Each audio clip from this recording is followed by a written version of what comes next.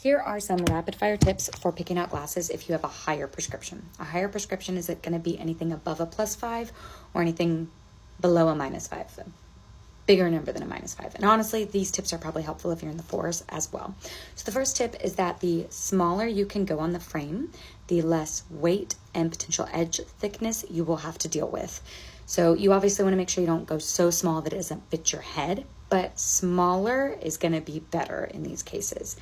The second thing is that plastic frames are usually going to be able to mask or hold a thick lens a little bit better. They're also going to probably be a little lighter, unless you're going to go with a titanium metal frame.